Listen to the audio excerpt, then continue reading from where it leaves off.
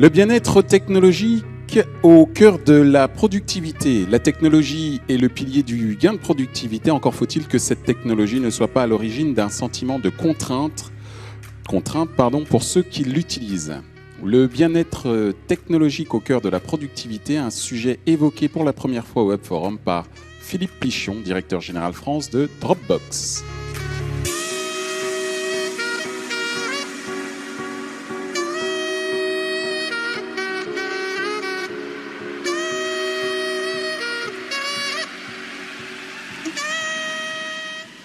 Bonjour à tous. Alors, avec mon collègue de Microsoft, on avait travaillé cette transition de façon très professionnelle. Comme vous pouvez le voir, le bien-être technologique au cœur de la productivité, effectivement, c'est partout.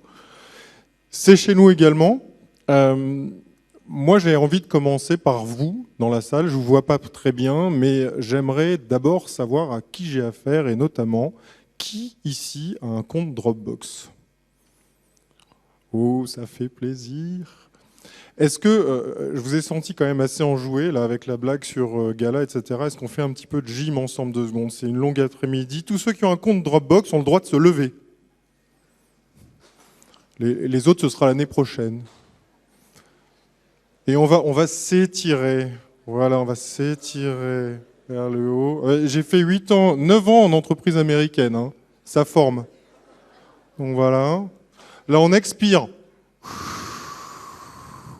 Ça fait du bien. Et là, on se connecte avec autrui. Donc, vous touchez une autre personne qui a un compte Dropbox, s'il vous plaît. J'en vois qui font des câlins. Clémentine. Bien. Je pense que j'ai terminé ma présentation. Je vous ai démontré l'agilité. Vous avez fait de la gym ?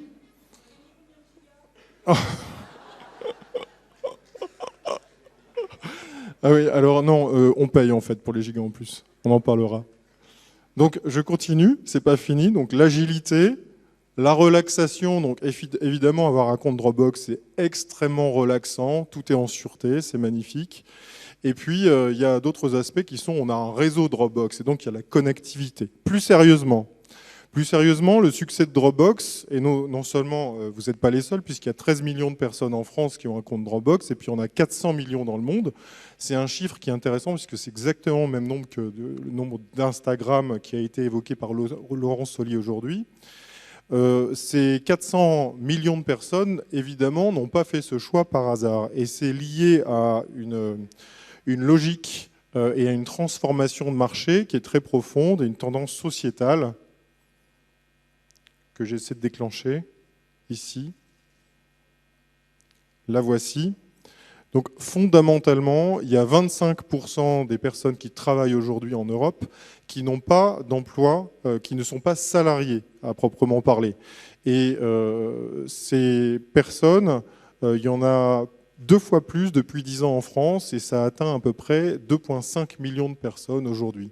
Donc c'est une population très importante qu'il faut intégrer dans cette nouvelle façon de travailler. Les équipes ont une physionomie complètement différente si on les compare au passé. C'est des équipes qui changent tout le temps et la personne qui l'a probablement résumé le mieux lorsqu'on préparait cette présentation, c'était Agathe Bousquet, la présidente de Havas Paris, qui nous a expliqué la chose suivante, et je pense qu'il n'y a rien de plus clair que ce petit texte. Aujourd'hui, notre principal défi, c'est l'agilité. On y revient. Les questions qui nous sont posées par nos clients nécessitent l'intervention de plus en plus d'expertise métier. Nous devons veiller à ce que des équipes pluridisciplinaires puissent travailler efficacement ensemble et en temps réel sur de multiples projets, qu'elles soient à l'agence ou en mobilité. Je pense que dans la salle, là, je ne vais pas vous faire relever parce qu'on a autre chose à faire et je vois que le temps court, mais globalement, probablement 80% d'entre vous se reconnaîtront dans cette définition nouvelle du travail. Et cette nouvelle façon de travailler, évidemment, il y a des tendances fondamentales qui soit les entraînent, soit sont entraînées par elles. Donc, pour n'en citer que 2 et pas 3, globalement, il y a le cloud, évidemment, de plus en plus de data, 2 fois plus de data dans les 2 prochaines années, et puis la mobilité. Vous avez 150 interactions avec votre smartphone en moyenne chaque jour. Et je pense que, étant donné que vous travaillez essentiellement dans les métiers de la communication, du marketing, je multiplierai par 2 assez facilement. Et il y a effectivement 5 fois plus de devices qui sont attendus sur le marché dans le monde dans les 5 prochaines années. Donc ça, c'est des tendances extrêmement lourdes qui viennent conforter ce changement de travail, qui viennent le rendre possible, qui viennent rendre possible cette nouvelle organisation du travail, et vice-versa. Mais fondamentalement, qu'est-ce qui va faire qu'on va pouvoir améliorer cette façon de collaborer et de justement permettre à ces nouvelles équipes de travailler? On s'est posé la question et on a déclenché une étude avec TNS sur 2000 personnes aux États-Unis, en Angleterre, en Australie et au Japon. Et on s'est aperçu que la liberté de choix technologique, de solutions technologiques pour travailler ensemble entraînait un véritable bien-être technologique supérieur. On voit, il y a 4 items. Donc, le premier, c'est l'amélioration de la qualité. Les personnes interrogées jugeaient dans leur ensemble que les projets qu'ils réalisaient étaient plus qualitatifs. Le deuxième point, c'est qu'ils avançaient plus rapidement. Le troisième, c'est qu'ils étaient plus faciles à terminer. Il y avait une meilleure réalisation des projets. Et enfin, les employés se sentaient mieux. Leur morale était plus positif lorsqu'ils avaient ce choix de la technologie. Et on s'est demandé, effectivement, est-ce qu'on peut vraiment, du coup, lier ce bien-être technologique et la collaboration? Il y a une réponse qui nous a semblé limpide à ce titre, c'est que 55% des équipes ayant un choix illimité de technologie, effectivement, collaborent très bien avec les équipes internes ou externes, et ce chiffre est divisé par 2 lorsque ces personnes n'ont pas le choix. De même, 82% des équipes ayant un choix illimité ne rencontrent aucun obstacle à la collaboration. Donc ça, c'est un chiffre qui est intéressant également. Une fois de plus, c'est 2 fois plus élevé que des 39% qui n'ont aucun choix. Donc cette question de choix technologique qui peut sembler un petit peu finalement, on va dire, anecdotique, est en réalité devenue absolument centrale dans la façon de vivre les journées de la plupart des personnes qui sont aujourd'hui impliquées en entreprise. Alors évidemment, on s'est posé la question également, et on nous la pose souvent. Certes, la technologie peut permettre, dans une certaine mesure, et les solutions technologiques peuvent permettre de libérer cette capacité collaborative, mais est-ce que pour autant, cette technologie est facile à mettre en place ? Alors on a ces déploiements en cours, on en a eu de nombreux, de façon... Alors il faudrait revenir en arrière. J'ai pas pu commencer la... Comment ? C'est le bouton rouge, je reviens en arrière. Je vais rester là 2 secondes. Donc sur ce déploiement, question du déploiement, on a eu de nombreux déploiements qui en fait se font de façon quasiment simultanée. Par exemple, Facebook, les 20 000 employés de Facebook utilisent aujourd'hui Dropbox. Blablacar utilise Dropbox. On a une liste évidemment de clients importante. Ce qu'il faut retenir, c'est que cette adoption se fait de façon graduelle et totalement fluide, puisque la plupart du temps, ce sont les employés eux-mêmes de ces sociétés qui inspirent l'adoption et qui souvent l'ont déclenché eux-mêmes en allant voir leur service IT. Donc là, on va voir l'exemple de Lagardère Active. Ce que vous allez voir dans ce petit film, qui est une espèce de visualisation du déploiement de la solution Dropbox, chaque point représente un compte et chaque trait dans cette animation représente une connexion entre 2 comptes. Et je vais vous commenter au fur et à mesure ce qui se passe. Alors en 2013, les employés commencent à utiliser leur compte Dropbox personnel au travail, les comptes perso ou pro, mais en tout cas les leurs. On voit que ça se répand. En 2014, il y a 300 personnes qui utilisent Dropbox au travail et l'équipe IT décide de lancer un pilote. Et là, ce qu'on voit, c'est que évidemment, ça se répond. Et surtout, il y a un noyau dur qui collabore extrêmement fort et plusieurs départements sont concernés. L'adoption continue, on accélère.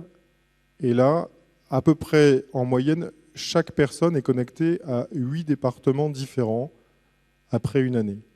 Et en 2015, il y a 2000 connexions qui sont créées entre les équipes internes et les écosystèmes externes. Et une intensification de la collaboration entre les équipes. Aujourd'hui, chez Lagardère Active, on est connecté grâce à Dropbox en temps réel à 40 organisations extérieures qui font partie des projets, qui font partie de l'intégralité de la vie d'entreprise pour pouvoir mener à bien les missions qui sont données par la direction. Et finalement, une fois plus, on a vu cette notion de simplicité, cette fluidité, c'est ce qu'il y a de plus important. Alors c'est vrai, on est dans la disruption, c'est vraiment le mot-clé aujourd'hui.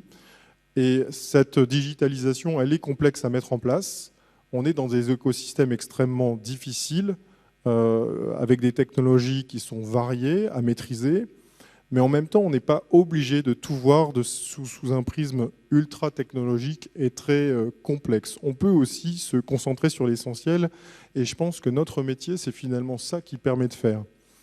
Le bon design produit, c'est finalement celui qui qui retire le maximum de complexité pour permettre à l'utilisateur de se focaliser sur son usage essentiel. De la même façon, c'est finalement de plus en plus la mission des ressources humaines de faire en sorte que les employés, les collaborateurs puissent se focaliser sur l'essentiel, soient libérés des contraintes pour que chacun puisse se libérer, réussir à produire et se concentrer sur ce qu'il sait faire de mieux, à la fois dans sa vie personnelle et sa vie professionnelle d'ailleurs.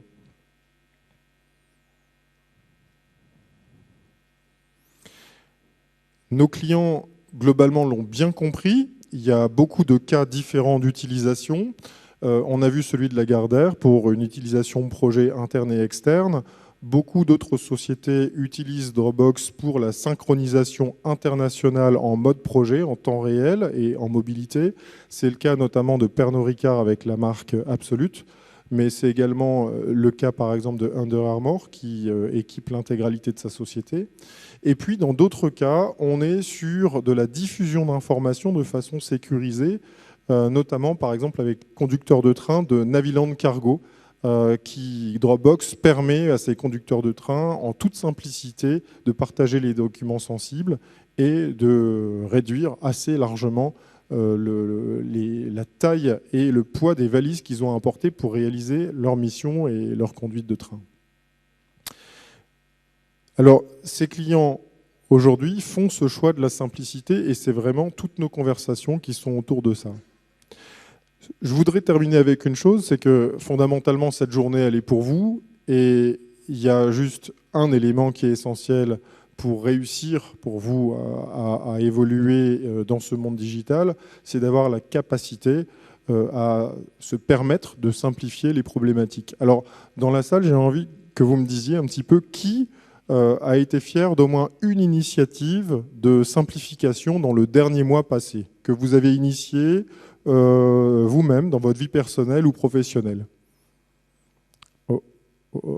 Ah, je vois une personne... Là, sur la gauche, qui a levé... Non, presque. Non, c'est pas possible. Là, c'est le cauchemar absolu. Vous vivez dans un enfer. Là, au fond, il y a 2-3 personnes. Bon, franchement, c'est pas encourageant. Oh là là. Bah, figurez-vous que c'est un petit peu ça qui est inquiétant. C'est que il y a une étude qui a été réalisée, qui est très intéressante d'ailleurs, par Roland Berger l'an dernier, qui a montré que seulement 19% des sociétés françaises avaient intégré dans les initiatives digitales les avis de leurs forces vives, leurs employés. Donc cette simplification, finalement, il y a moyen de la réaliser, mais encore faut-il vouloir écouter. C'est vraiment ça le point clé, réussir à écouter pour mettre en place des choses qui sont ultra simples pour chacun. Et c'est ce que nous, on se propose de faire pour vous accompagner. Alors juste après cette présentation, il va y avoir un atelier où on va aller un peu plus loin, où il y aura une démonstration de Dropbox, où à la fois notre responsable produit et notre directeur marketing, James Parker, vont pouvoir aller dans le détail de cette solution. En tout cas, je vous encourage à ne surtout pas abandonner par rapport à la capacité que vous avez de décider pour vous et pour votre entreprise, de simplifier votre vie et de surtout pas paniquer par rapport à la complexité digitale. Merci.